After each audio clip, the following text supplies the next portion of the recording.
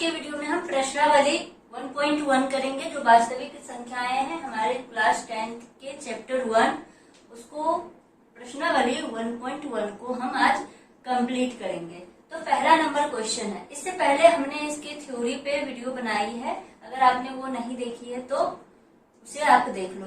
ये प्रश्नावली 1.1 जो है ये यूक्लिड विभाजन एल्गोरिथम जो हमने फर्स्ट वीडियो पार्ट 1 में जो बताया है उस पे ये आधारित है, यूक्लिड विभाजन लेमा। इससे पहले क्वेश्चन करोगे तब जब आप यूक्लिड विभाजन एल्गोरिथम को समझोगे इसमें हम करते क्या थे।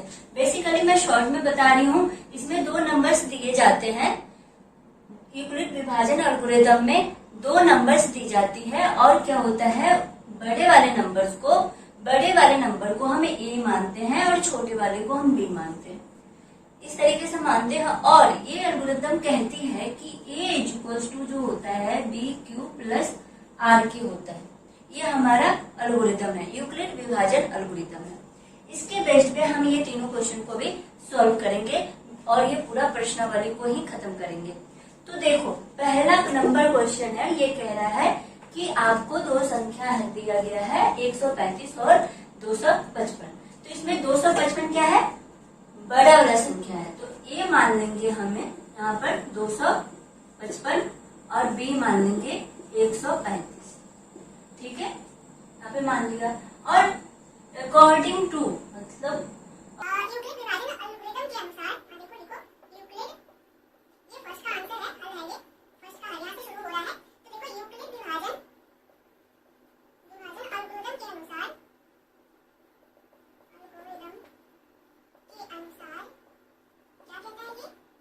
कहता है कि b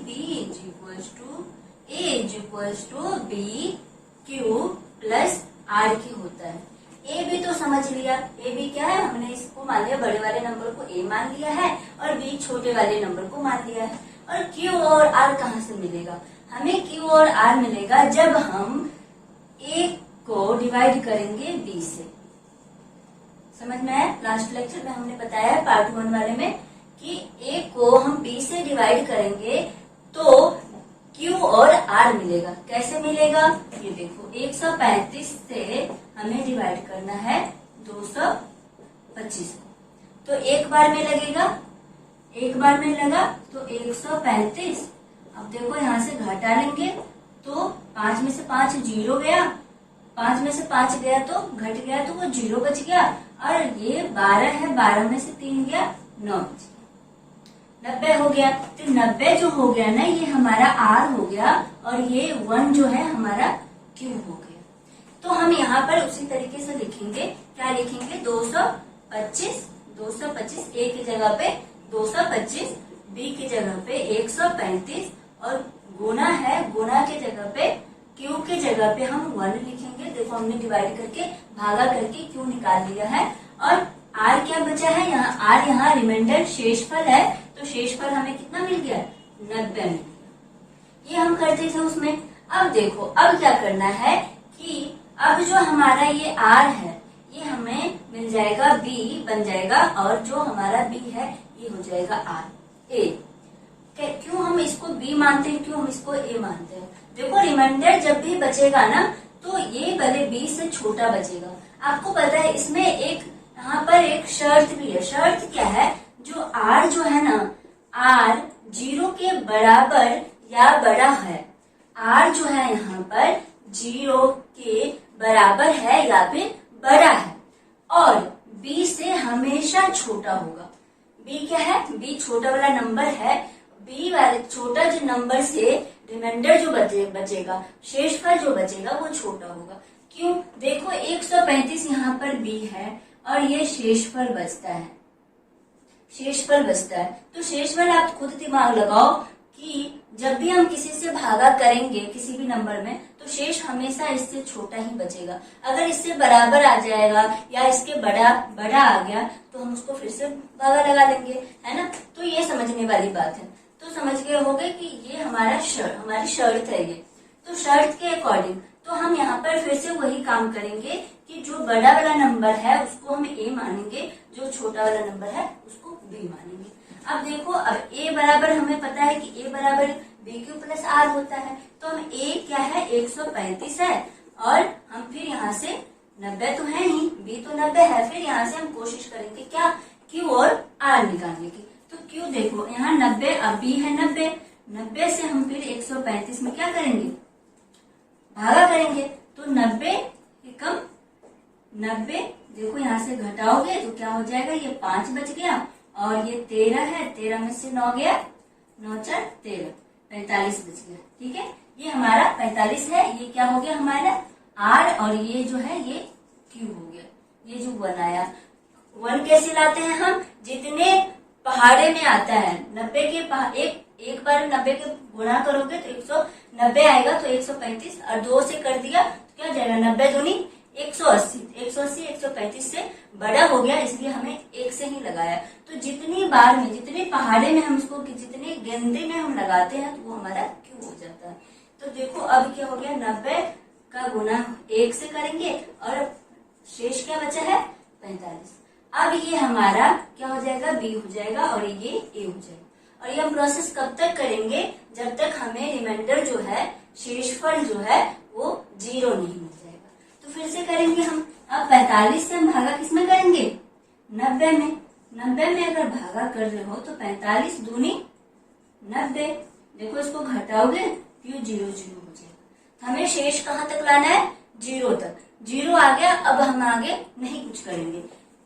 तो देखो अब क्या हो जाएगा, अब a क्या है 90 है और b क्या है 45, 45 गुणे 2 प्लस में 0, r क्या है 0 है।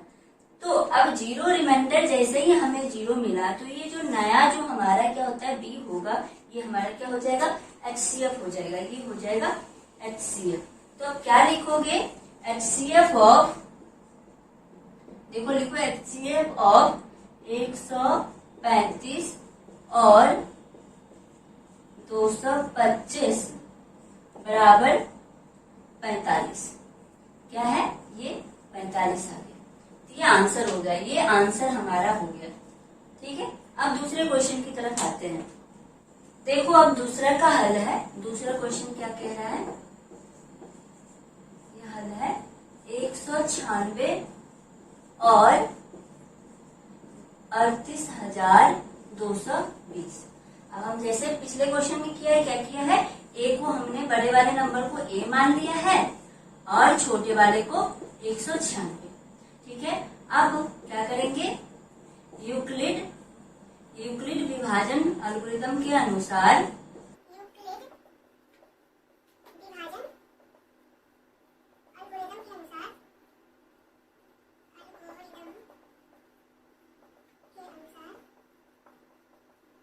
होगा a = bq + r, जहाँ r क्या है d से छोटा है और 0 के बराबर या बड़ा है, ये हमारी शर्त है। अब देखो a की जगह पे हमने लिखा 38,220 और b क्या है 196 और q और r को हमें निकालना है। तो q और r निकालने के लिए हमें इसको भागा करना पड़ेगा, किससे 196 से 38,220 को। तो देखो इतना में लगाएंगे तो 196, 1 से लगाया 196 हुआ और इसको घटाएंगे तो 6 और ये हो जाएगा 17, 9 8 17 और ये 2 1, 186। 186 छोटा है तो हम इसको यहाँ उतार लेंगे, किसको 2 को, इस वाले 2 को यहाँ निकाल लिए। अब हम इसमें 9 से लगा के देखते हैं, तो 9 6 54, 5 9 में 81 और 5 86, 6 9 8 17, ये बचा। अब इसको घटा लेंगे तो 8 और ये हो गया 15, 15 में से 6 गया, 9 6 15 और ये 7, ये दोनों कैंसिल हो गया। ठीक है, अब ये वाले 0 को हम यहाँ पर लिख लेंगे, ऐसे हम भागा करते हैं, ये वाले 0 को यहाँ लिखा। अब देखो 196 से 980 में लगाना है तो हम 5 से लगाएंगे, तो 5 से लगाओगे तो ये पूरा पूरी क्या हो जाएगा कट जाएगा, यहाँ पर शेष क्या हो जाएगा 0 हो जाएगा। तो इस अब हमें क्या मिल गया, ये जो मिला है ये Q है और ये जो मिला है ये R है, इसका मतलब है कि यहाँ पर 0 मिला है। ठीक है, तो अब हम यहाँ लिख देंगे 196 गुणे 95 प्लस आर क्या है 0 है। तो आर तो हमें 0 मिल गया है। अब हमें जो ये संख्या मिला कौन सा है, ये बी जो है, तो ये हमारा क्या हो जाएगा, HCF हो जाएगा। HCF ऑफ 196 और इसका 38,220 का HCF क्या है 196 196। ये आंसर इसका हो जाएगा। तीसरे नंबर क्वेश्चन का हम हल करेंगे। नंबर क्या है 867 और 255। अब देखो बड़े वाले नंबर को क्या मानोगे, ए। बड़े वाले नंबर को ए मानोगे और छोटे वाले नंबर को हम बी मानेंगे। ठीक है, अब हम यूक्लिड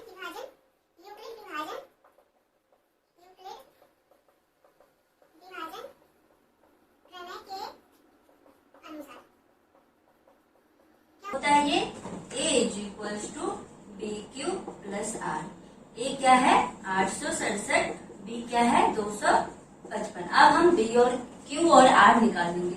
255 से हम 867 में क्या करेंगे, भागा करेंगे। 3 से लग जाएगा, देखो ये 3 से लगेगा तो क्या हो जाएगा 5 × 15, 5 × 15 1 16, 1 3 दूनी 6 7। अब हम इसको घटा लेंगे तो 7 में से 5 गया 2 और 6 में से 6 गया 0 और 8 में से 7 गया 1।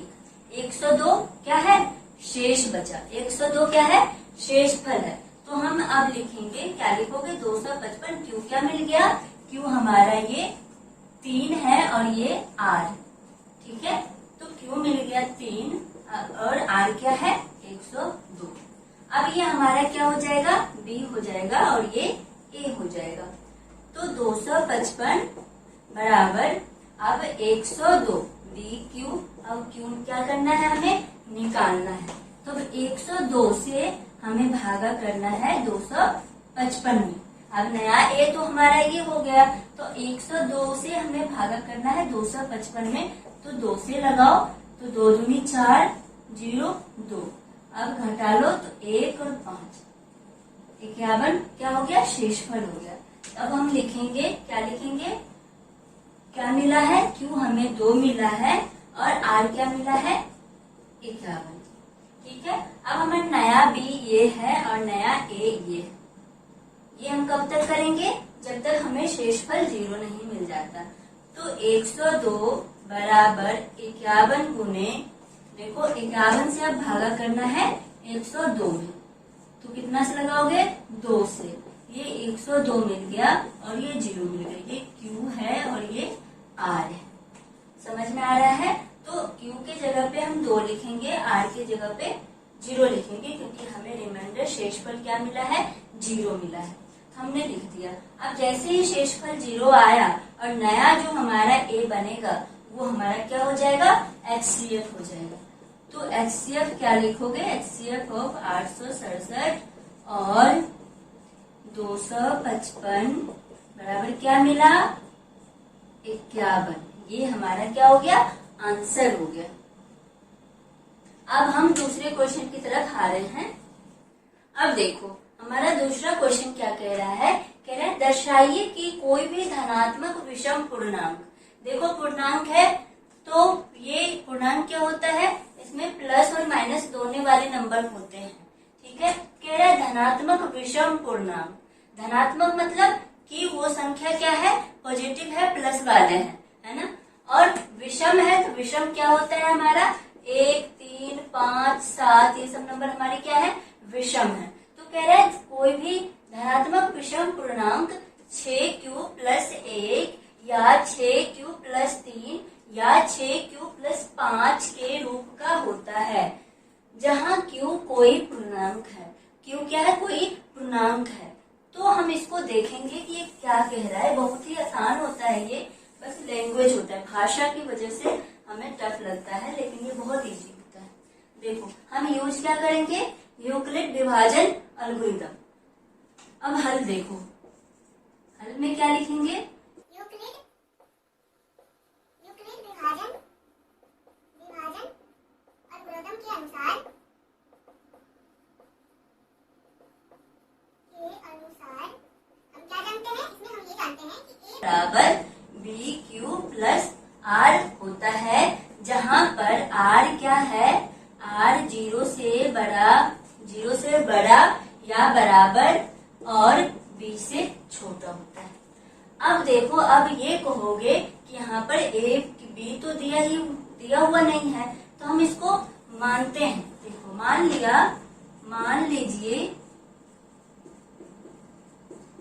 लीजिए ए एक पूर्णांक है, एक धनात्मक लिखना, पॉजिटिव मैंने लिख दिया है, धनात्मक पूर्णांक है, ठीक है। अब b को मान लिया और लिखो, और b बराबर 6। अब यहाँ पर कंफ्यूज हो गए कि हमने b को क्यों मान लिया 6। देखो ध्यान से देखो, ये क्या लिखा है, 6q plus 1, 6q plus 3, 6q plus 5।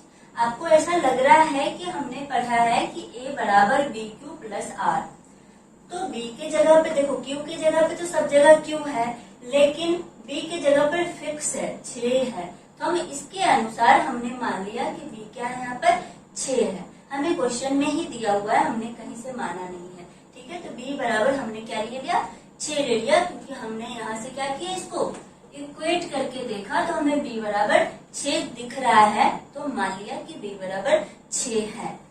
तो अब हम क्या करेंगे, अब हमें पता है कि a बराबर क्या होता है, B Q plus R. R हमें अभी पता नहीं है, लेकिन इतना पता है कि आर की जो वैल्यू है वो 6 से छोटा होगा और 0 के बड़ा या 0 के बराबर होगा।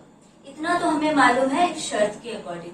तो यहाँ से मान लो अगर ये शर्त है 0 से बड़ा है और बराबर है और 6 से छोटा है, इसके अनुसार हमें ये पता चल रहा है कि r की जो वैल्यू है वो 0 हो सकता है, 1 हो सकता है, 2 हो सकता है, 3 हो सकता है, 4 हो सकता है, 5 हो सकता है, लेकिन 6 नहीं होगा, क्योंकि 6 से हमेशा छोटा होगा। यही तो हमने देखा है, इस लाइन का मतलब यही होता है। यहाँ से हमें ये पता चल गया।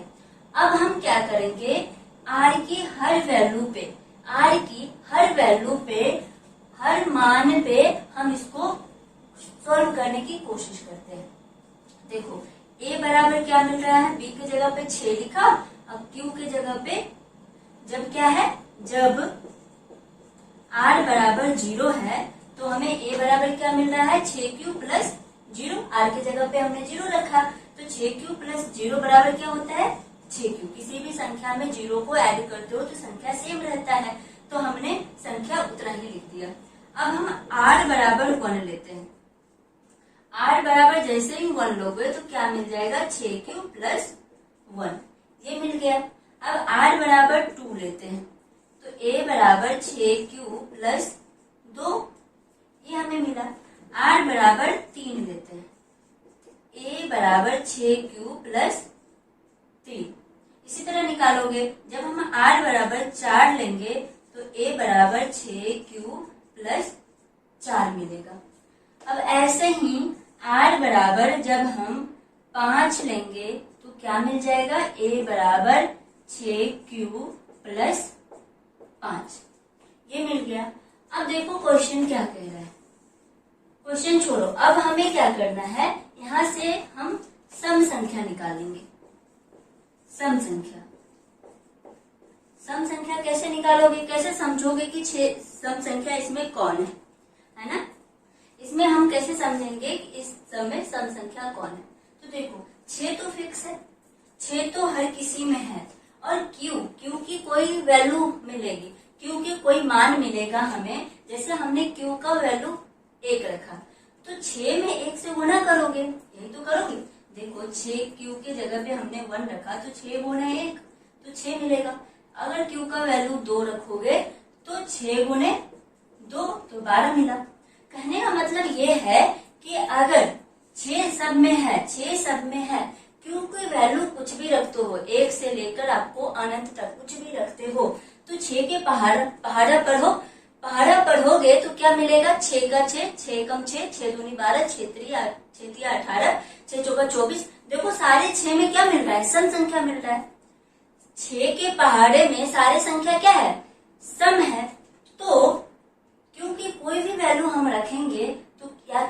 क्या हमें सम मिलेगा। इसमें 0 ऐड किया है तो ये हमें सम संख्या मिलेगा। इसका मतलब 6Q जो है ये सम संख्या है।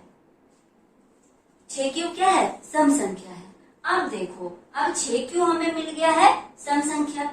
ये 6Q हमने फिक्स कर लिया, ये संख्या जो है सम संख्या है। क्यों? हमने 6 का पहाड़ा पढ़ के पहाड़ा को पढ़ा और पता चला ये क्या है? एक सम संख्या है, क्योंकि 6 के पहाड़े में हमें सारे के सारे संख्या 6 ही, मतलब सम संख्या ही आता है। क्यों हम संख्या पहाड़ा पढ़ रहे हैं यहाँ पर? क्योंकि Q की वैल्यू हमें कोई इंटीजर पूर्णांक ही होगा, धनात्मक पूर्णांक होगा। तो यहाँ पे लिखा है Q क्या है? कोई पूर्णांक है, तो यहाँ पूर्णांक संख्या है, तो हमने 1 2 3 रख के हमने माना 10 तक निकाला, तो 10 तक हमें 60 मिलता है। 6 के पहाड़े में 10 6 रहे 60, तो 60 मिलता है। 60 भी एक सम पूर्णांक है, तो इसका मतलब हमें ये पता चल गया कि 6Q सम संख्या है। जैसा ही हमें पता चला 6Q सम संख्या है, उसको हमने लिख लिया ये 6Q सम संख्या है। अब देखो 6Q सम संख्या में एक को जोड़ दोगे, मान लिया कोई संख्या सम है 12, उसमें एक जोड़ दिया तो क्या हो गया? 13।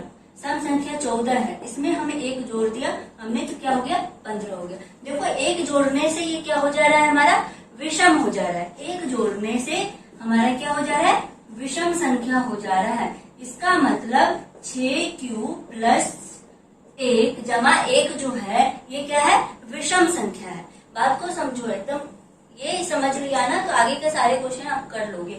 तो यहाँ यह पता चल गया कि 6 1 जोड़ दिया, 1 जमा किया तो हमें क्या मिल गया? विषम संख्या मिला। अब ये तो पता है 6Q हमने फिक्स कर दिया, ये तो सम संख्या है। सम संख्या में सम संख्या को जोड़ रहे हो, दो क्या है? सम संख्या है। तो सम संख्या में सम संख्या को जमा कर रहे हो तो क्या मिलेगा हमें? सम संख्या। ये कहाँ मिल गया? सम संख्या में मिल गया। ठीक है। अब इसी तरह आप सम संख्या है, ये 6Q तो सम संख्या है, इसमें 3 को जोड़ रहे हो यानी विषम संख्या को जोड़ रहे हो, हमें क्या मिलेगा? ये मिलेगा विषम संख्या। ठीक है। अब इसी तरह आप करते जाओ। 6 देखो क्वेश्चन में क्या कह रहा है? विषम पूर्णांक संख्या क्या है? 6Q प्लस 1 या 6Q प्लस 3 या 6Q प्लस 5 के रूप का होता है। तो हमने विषम संख्या को 6Q plus 1, 6Q plus 3, 6Q plus 5 निकाल लिया है। मतलब यहाँ पे हम समझ गए हैं कि ये जो नंबर है 1 वाले 3 वाले विषम संख्या वाले, ये विषम संख्या है। तो हमसे यही पूछा गया है, आप आंसर में ये लिखोगे। अगर सम संख्या पूछेगा तो ये हमारे सम संख्या के फॉर्म का है और ये विषम संख्या के फॉर्म का है। अब हम दूसरे क्वेश्चन की तरफ आ रहे हैं। देखो अब तीसरा नंबर क्वेश्चन क्या कह रहा है? कह रहे किसी परेड में 616 सदस्यों वाली एक सेना आर्मी की टुकड़ी को 32 सदस्यों वाले एक आर्मी बैंड के पीछे मार्च करना है। ये क्वेश्चन बहुत ही आसान है, बस भाषा दिया गया है। कह रहा है कि 616 क्या है? एक सेना है जिसमें संख्या सदस्यों की संख्या कितनी है? 616। सदस्यों की संख्या कितनी है? हर कौन से सदस्य हैं ये? आर्मी वाले, सेना वाले सदस्यों की संख्या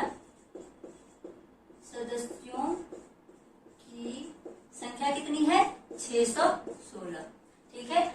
इसको किसके पीछे मार्च करना है? आर्मी बैंड के पीछे। आर्मी बैंड के बैंड वाले संख्या कितनी है? बैंड सदस्यों की संख्या, बैंड सदस्यों की संख्या ये कितनी है? ये 32 है। ये समझ में आ गया। दोनों नंबर हमने लिख लिया। अब क्या है? दोनों समूहों को समान संख्या वाले स्तंभों में मार्च करना है। कौन दोनों समूह को? एक समूह तो ये वाला हो गया, कौन सा? सेना के सदस्यों का समूह हो गया। दूसरा समूह कौन सा है? आर्मी बैंड वाले। दो समूह हो गया। एक समूह है कौन सा? सेना वाला, सेना के सदस्य का, सेना सदस्य। दूसरा कौन सा हो गया?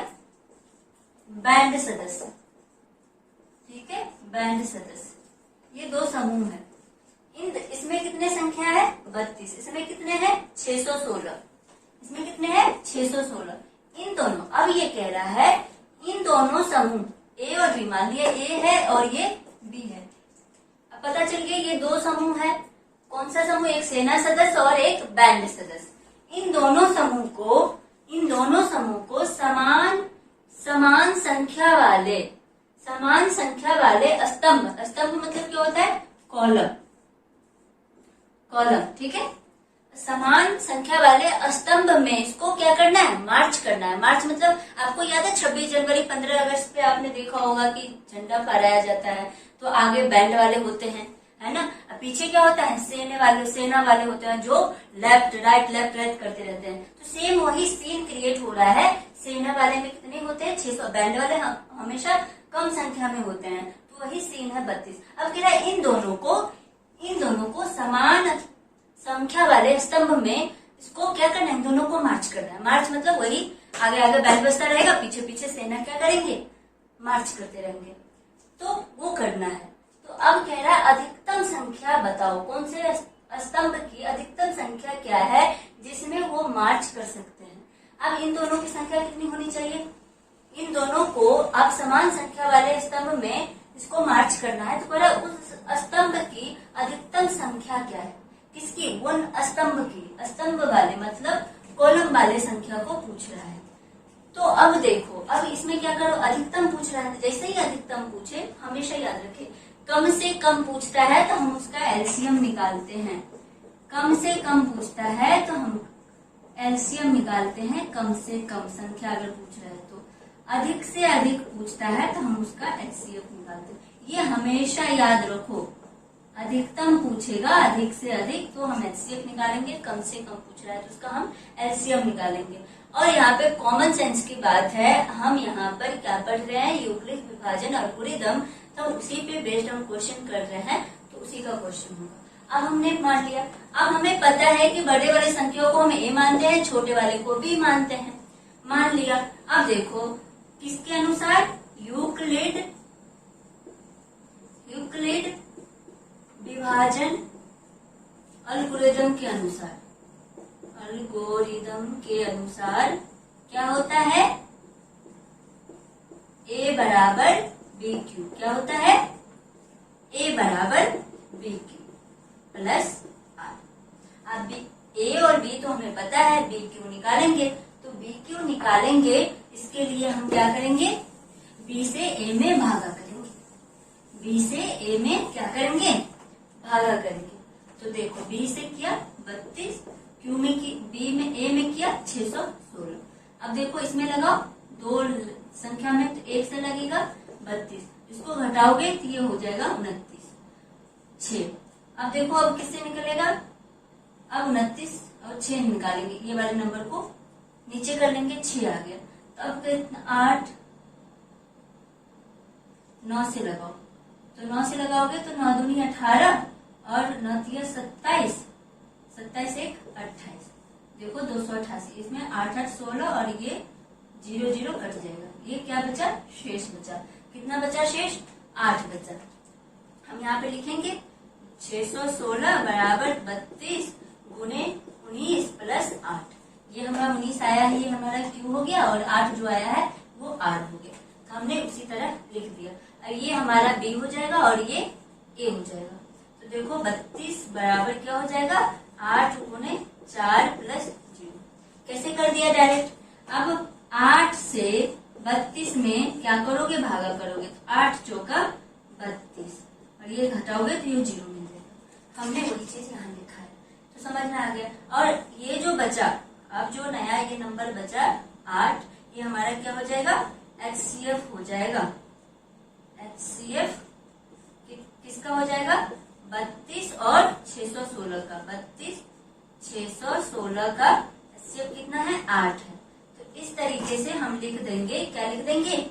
अधिकतम स्तंभ की संख्या क्या है? अधिकतम स्तंभ की संख्या बराबर 8 है। ये हमारा आंसर हो गया। अब देखो हमारा चौथा नंबर क्वेश्चन कह रहा है कि यूक्लिड विभाजन एल्गोरिथम का प्रयोग करके दर्शाइए कि किसी धनात्मक संख्या का वर्ग मतलब स्क्वायर किसी पूर्णांक m के लिए 3m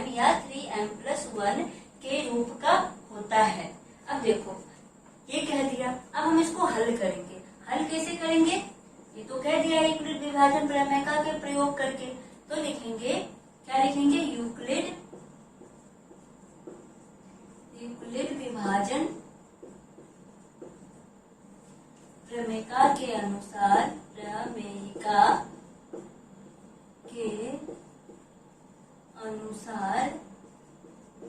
क्या होता है, A बराबर बी क्यू प्लस आर, जहाँ R क्या होता है, 0 से बड़ा होता है या बराबर होता है और B से छोटा होता है। यहाँ A कुछ नहीं पता है तो हम मान लेंगे, क्या मानेंगे, मान लीजिए A कोई पूर्णांक है, ठीक है, A कोई पूर्णांक है, B क्या है, और B बराबर 3 ले लिया। क्यों 3 ले लिया, देखो 3m और 3m प्लस 1 लिख रहा है और बी क्यू प्लस आर होता है इस फॉर्म में, तो हमें यहाँ से हमने बी के जगह पे 3 ले लिया है, जैसे हमने लास्ट क्वेश्चन में किया है सेम हम कर रहे हैं। तो b जैसा ही 3 हो गया तो r की वैल्यू क्या मिल गई, या तो 0, 1 या 2। 3 से हमेशा छोटा होगा, b से हमेशा r छोटा होता है, तो हमने 3 से कम लिया। 3 से कम क्या क्या हो सकता है, 0, 1, 2, 0, 1 और 2, ये ले लिया। अब हम बारी बारी से हम चेक करेंगे, जब क्या हो, जब r के जगह पे 0, r की वैल्यू क्या हो, 0 हो, तो क्या हो जाएगा, a बराबर 3q, b के जगह पे हमने 3 लिख दिया है, 3q प्लस 0 लिख दिया। अब ये क्या हो गया, 3q लिख लिया। अब कह रहा है क्वेश्चन में, देखो ये तो हमें a की वैल्यू निकाल, अब कह रहा है धनात्मक संख्या का वर्ग। a कोई क्या है, धनात्मक पूर्णांक है ना, तो इसका हम क्या करेंगे, वर्ग करेंगे, वर्ग मतलब स्क्वायर करेंगे।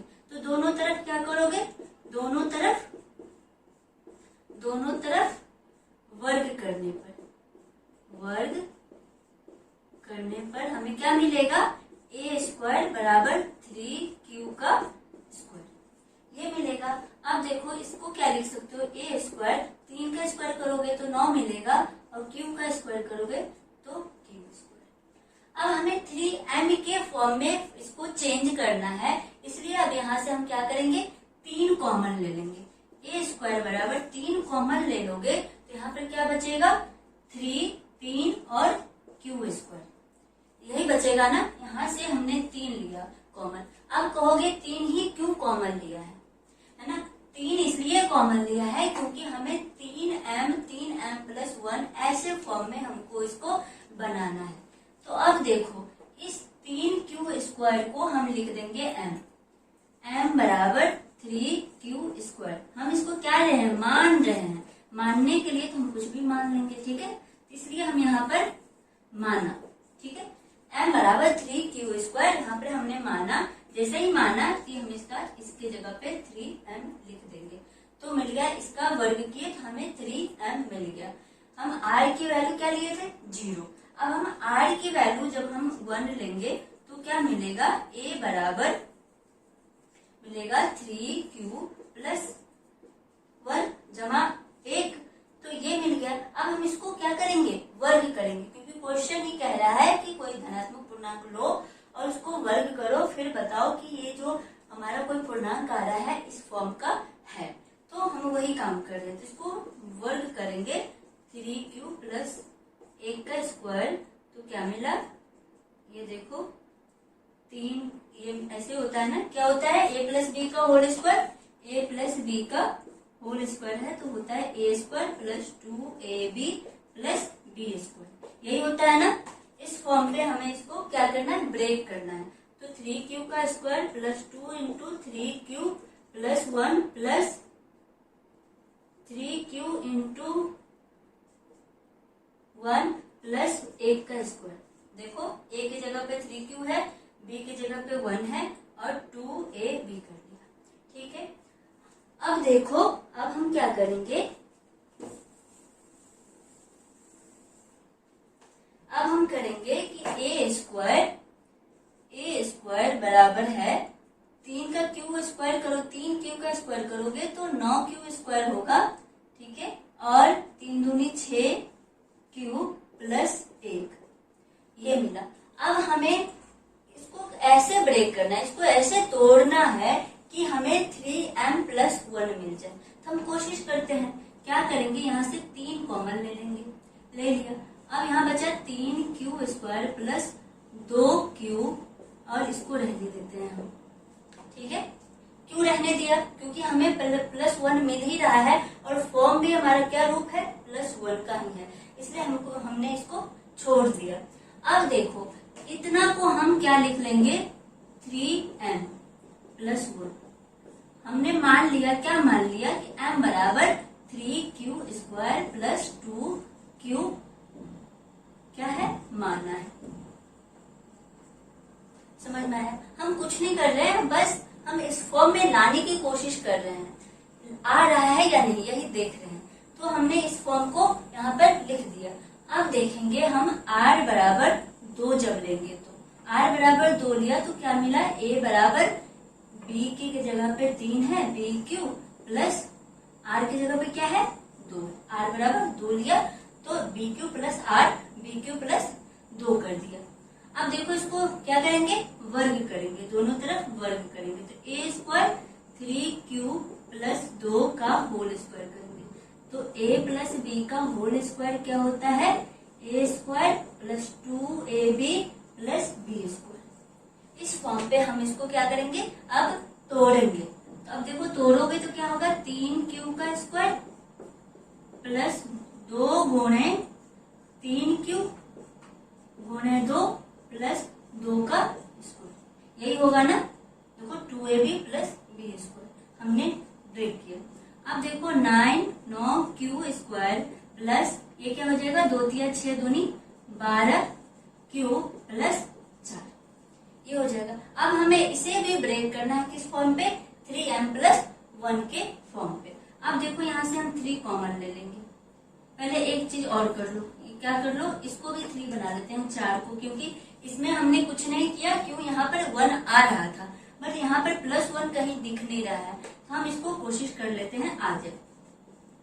कैसे कोशिश करोगे, हम 3 को क्या लिख सकते हैं, 4 को क्या लिख सकते हैं, 3 प्लस 4, 3 जमा 1 लिखेंगे तो क्या मिल जाएगा, हमें 4 मिल जाएगा। तो हम यही किए, हम कुछ नहीं, बस हम कोशिश कर रहे हैं इस फॉर्म पे आ जाए, कुछ नहीं कर रहे हैं।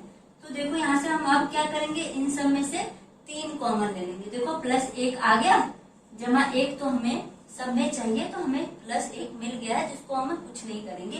इधर से हम 3 कॉमन ले लेंगे, 3 कॉमन लिया तो क्या बच गया, 3q square plus 3 4 q plus 1 plus ये पहले से ही 1 है ना, तो ये कर दिया। अब हम इस चीज को मान लेंगे कि इतना जो आया है ये हमारा क्या है, m के बराबर है। माना m बराबर 3q square plus 4q plus 1 माना, हम मान लिए, ठीक है। अब देखो a स्क्वायर बराबर है, अब देखो हमने इसको नंबर को, कौन से नंबर को, a वाले नंबर को हमने स्क्वायर किया तो देखा या तो 3m के फॉर्म के आ रहा है या फिर 3m प्लस 1 के फॉर्म में आ जा रहा है। क्वेश्चन बस इतना ही है, यही बताने कह रहा था, दर्शाने को लिए कह रहा था, क्या जो ये धनात्मक संख्या है उसका हम वर्ग कर रहे हैं तो क्या इस फॉर्म का आ रहा है, तो हमने दर्शा दिया कि हाँ ये आ रहा है। क्वेश्चन यहीं पर खत्म हो जा रहा है, बस हमें वो दिखाना था किसी भी तरीके से। यहाँ पर हमने m के बराबर माना है किसको, 3q स्क्वायर को, और यहाँ पर देखो m के बराबर इसको माना है और यहाँ पर इसे माना है, और ये फॉर्म आ रहा है।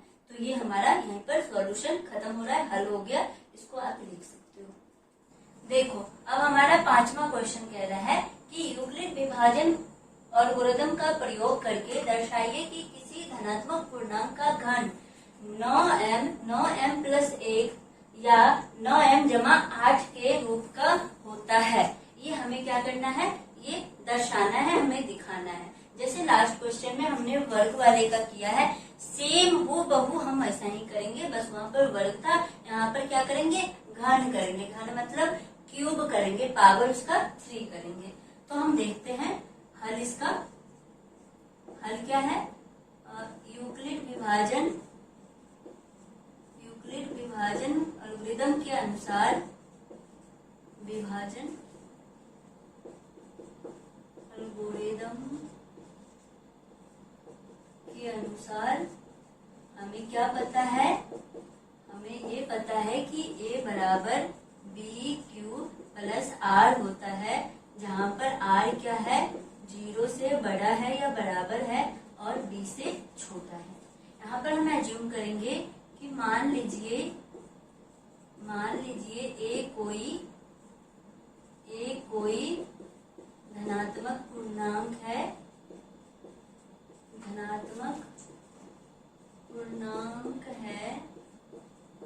और b बराबर 3। यहाँ पर देखो, अब सोचोगे कि यहाँ पे b बराबर 3 ही क्यों दिया है, जबकि 9 9 9 यहाँ पर है। अगर 9 लेते हो तो b 9 लिख दिया, b बराबर 9 लिख दिया, तो r की वैल्यू क्या हो जाएगी, 0 1 2 3 4 5 6 7 8। जिस r की वैल्यू 1 2 3 पे हम करके देख सकते हैं, इसको 8 बार करना पड़ेगा। ये क्वेश्चन बहुत ही लंबा हो जाएगा, इसलिए इसको छोटा करने के लिए 9 का क्या लेते हैं, कोई डिविजिबल लेते हैं, 9 का कोई डिविजिबल ले लेते हैं कि जिससे भाग करो 9 में तो वो पूरा कट जाए। तो 3 ले लेते हैं, इसलिए 3 क्या हो जाएगा, हमारे लिए छोटा हो जाएगा और r की वैल्यू हमें क्या मिल जाएगी, छोटी संख्या मिलेगी। इसलिए हमने b का यहाँ पर वैल्यू 3 रखा है। तो जैसे b का वैल्यू 3 रखोगे तो r क्या मिलेगा, 0 1 2, बस यही मिलेगा ना, क्योंकि हमेशा r की वैल्यू 3 से छोटा होगी, तो छोटा होने की वजह से 0 1 2 मिला। अब जब हम r की वैल्यू 0 रखेंगे तो हमें a की वैल्यू क्या मिलेगा, b की जगह पे क्या लिख देंगे, 3 क्यूब प्लस 0 बराबर 3 क्यूब, यही मिलेगा ना। 0 ऐड करोगे तो 3 क्यूब ही मिलेगा। अब कह रहा है वहां पे हम क्या करते थे, वर्ग करते थे, लेकिन नहीं, यहाँ पर कह रहा है आप घन करो, क्यूब करो। हमने कर दिया, जैसा कह रहा है वैसा हमने किया। जैसे 3 की क्यूब करोगे तो 3 का क्यूब क्या होता है, 27, और क्यूब। अब देखो हमें लाना किसके फॉर्म में है, 9 के फॉर्म में। 9 के फॉर्म में लाना है तो हम यहाँ से 9 कॉमन ले लेंगे, तो 3 बच गया, 9 तिया 27। अब क्या करेंगे, यहाँ पे 9m लिख देंगे, क्यों, क्योंकि m के बराबर हमने 3q को क्या किया, मान लिया। क्यों माना, हमें इस फॉर्म में लाना है, इसलिए हमने इसको मान लिया। अब हम r की वैल्यू क्या लेंगे, 1 लेंगे, तो a बराबर क्या होगा, 3q प्लस 1। अब इसका क्या करोगे, क्यूब करोगे, a क्यूब करोगे तो इधर भी क्यूब करना पड़ेगा, किया। अब देखो a प्लस बी का होल क्यूब क्या होता है, a प्लस बी का होल क्यूब क्या होता है, a cube plus 3a square b plus 3ab square plus b का क्यूब, ये फॉर्मूला होता है। इस फॉर्मूला पे हम इसको क्या करेंगे, तोड़ लेंगे। तोड़ेंगे कैसे, 3q का क्यूब करोगे इंटू 3q का square multiply 1 plus 3q plus 1 का स्क्वायर प्लस b का क्यूब। b की जगह पे क्या है, 1 है, तो हमने उसके फॉर्म पे ब्रेक कर दिया। अब क्या है, 3q का क्यूब करोगे तो 27 क्यूब, और ये 3 दूनी क्या है, 3 का स्क्वायर करोगे तो 9 हो जाएगा, 9 तिया 27 क्यूब स्क्वायर प्लस ये क्या होगा, 3 तिया 9 क्यूब प्लस 1 का क्यूब 1 होता है। अब देखो प्लस 1 तो हमें लाना है, एक में लाना है ना, तो प्लस 1 हमको मिल रहा है, इसको हम छोड़ देंगे और यहाँ से क्या करेंगे, 9 को कॉमन ले लेंगे। क्यों, क्योंकि 9m के फॉर्म में लाना है, तो जैसे ही 9 कॉमन लोगे तो हो जाएगा 3q स्क्वायर प्लस 3q, ये क्यूब होगा, ये स्क्वायर होगा, और ये हो जाएगा क्यूब, ये प्लस। अब इसको 9m प्लस 1 लिख सकते हैं, क्यों, क्योंकि m के जगह पे हमने मान लिया कि ये है, m के जगह पे ये हमने मान लिया कि ये है, तो ये फॉर्म आ गया। अब देखो, अब जब हम r की वैल्यू 2 लेते हैं, जब हम r की वैल्यू क्या लेते हैं, 2 लेते हैं, तो क्या हो जाएगा, a बराबर बी क्यू प्लस आर। तो b की जगह पर 3 है, q की जगह पे कुछ नहीं पता, r की जगह पे 2 है। अब दोनों तरफ क्या करोगे, क्यूब करोगे, a का क्यूब, तो इधर भी हमें क्यूब करना पड़ेगा, तो हमने किया। ठीक है, अब हम इसको ब्रेक करेंगे इस वाले फॉर्मूला पे, तो क्या हो जाएगा, 3q का क्यूब प्लस 3 गुणे 3 क्यूब का स्क्वायर गुणे 1 प्लस 3 इंटू 1 का स्क्वायर मल्टीप्लाई 3 क्यूब प्लस 1 का क्यूब। 1 नहीं है, यहाँ पर 2 है, b की जगह पे यहाँ पर 2 है। ठीक है, यहाँ पर 2 है, तो 2 का क्यूब कर दिया। अब देखो ये क्या हो जाएगा, 27 क्यूब का क्यूब प्लस 3 का स्क्वायर 9 27 27 दूनी 54 क्यूब स्क्वायर प्लस 2 दूनी 4 12 12 36 क्यूब। 2 का क्यूब क्या होता है, 8 होता है। अब देखो हमें क्या लाना है, इस वाले फॉर्म में 9m प्लस 8 वाले में, प्लस 8 तो हमें मिल गया है। ठीक है, अब इसमें हमें 9 कॉमन लेना है, तो 9 कॉमन ले लो, तो 9 3 27 क्यूब और 9 6 54 क्यूब स्क्वायर और 9 चौका 36 क्यूब प्लस 8। अब देखो इसको हम, इस पूरे को हम m मान लेंगे, इस पूरे को क्या मान लिया, हमें m मान लिया। क्यों मान लिया, क्योंकि हमें इसके फॉर्म में लाना है, इसलिए हमको इसे मानना पड़ा। ठीक है, तो ये हमारा फॉर्म आ गया, और हमें यही चीज कह रहा है कि आपको दर्शाना है, अगर किसी धनात्मक पूर्णांक का घन करते हो तो इस वाले फॉर्म में आता है, तो हमने इसको इस वाले फॉर्म में ला दिया। ये हमारा क्या है, आंसर है, इस क्वेश्चन का हल है। ठीक है, तो आई होप यहाँ तक आप लोगों को समझ में आया होगा। अगर कोई डाउट है तो प्लीज कमेंट सेक्शन में जरूर पूछना। आज के लिए इतना है इस वीडियो को। अगर ये वीडियो अच्छा लगा है तो please like, subscribe and bell icon को जरूर दबा लो, ताकि मैं कोई नया वीडियो डालती हूँ तो आप तक जल्दी पहुँच जाए। Thank you for watching.